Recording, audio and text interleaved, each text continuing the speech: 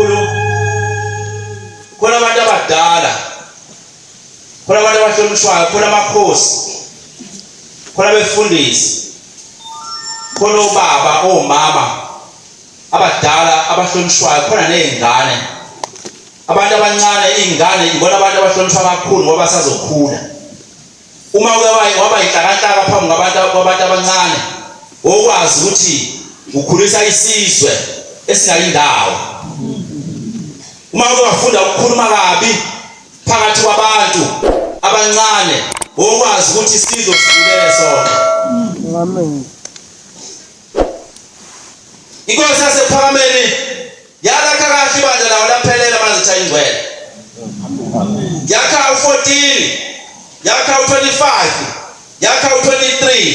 Yathi lezi ndawo kuyohlangana khona lapha kuyokwakhiwa insizwa maku23. Ibunjwe insizwa, ubunjwe indoda, ukuthi umuntu oyindoda ufuna hambe kanjani, umuntu ozowakhumuza ufuna hambe kanjani, yini edinga ukuthi ayenze nengafanele ukuthi ayenze. Yakwenza inkosi kwaphelela lokhu. Yathi lapha niyokhuluma khona noma yini. Hayi lapha sikho. Yabona nje lapha ngikhona. Akuyona yokukhuluma izono esizenzayo. Ukuthi mangabe ekwazi ukuthi wena khona isono kuleli bandla esikhona esihluphayo bese uyalinda uyozinikeza umbhobho bese ukhuluma ngezono ezikhona ebandleni kodwa ube uthi uyathanda unyazi. Laba bantu bonke abalapha beze kulo unyazi.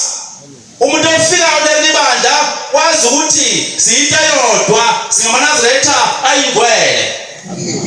Kodwa masothi masida umuntu mewafika nombhobho kube yithuba lokukhuluma ngezono.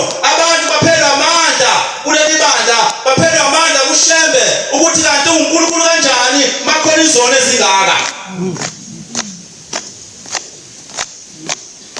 Lezi zono ezingaka abantu baphuma nazo bathi hayi ngeke sifana namabandla amanye.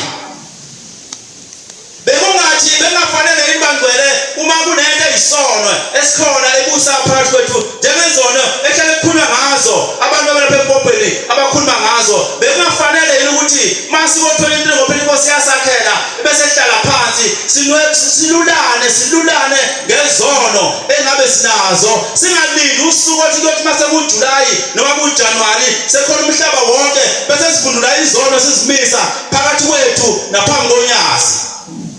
Amen. Ukuthi lapho eManazaretheni khona isono esithile. Nesono esithile. Bungalindi ngani sibe sonke bese siyakhuluma lokho. Kona ukuthi sizokhuluma phambi kaJehova sikhulumelane okuyizono zethu phambi kaJehova.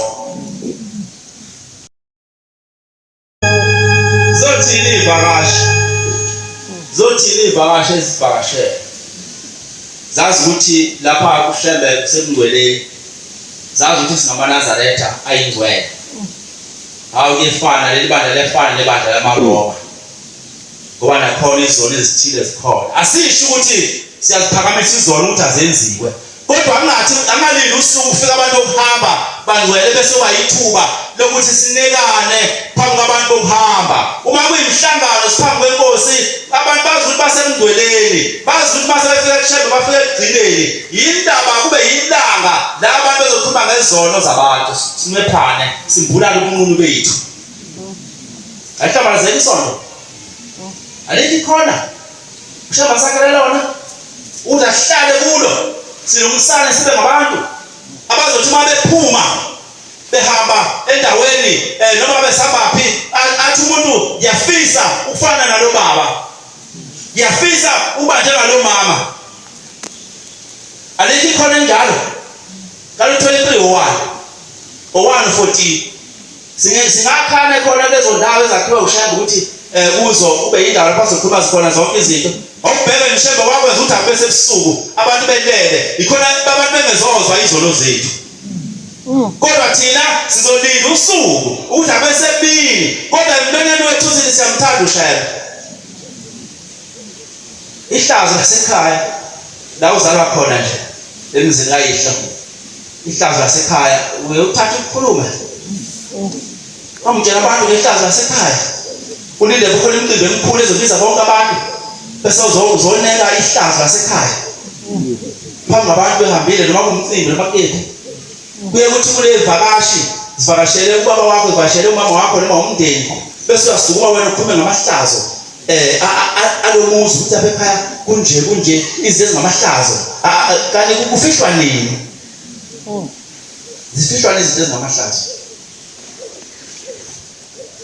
asibuke lento bantu baNkulunkulu uma sithi uShebe siyamthanda asingamdumazi Amen. asingamdumazi noma kuthiwa siphehliwe noma ngabe yasazi siphehliwe musunida phela kufika abantu silungise qondise asithi asiqondise siqondise kodwa musunida kufika abantu bese uyasiqondisa ukuthi uyasaka uhlambalaza Inkosi yahlaya zulwini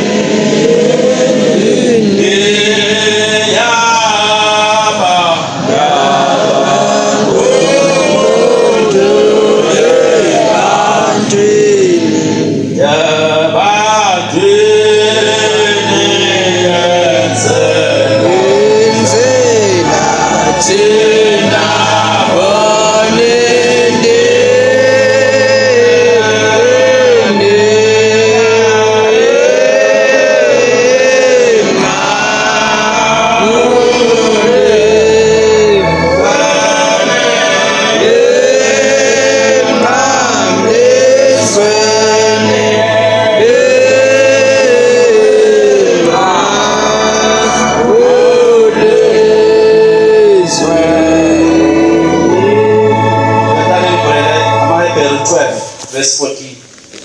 Hebrew 12, verse 14. Hebrew 12, verse 14.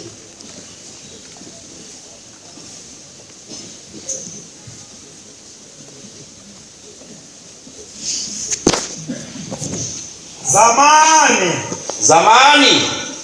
Nihlale kahle nabantu bonke. Nibe nobungcwele angeyibone inkosi noyedwa Uzanayo engenabo nibhekisise ukuba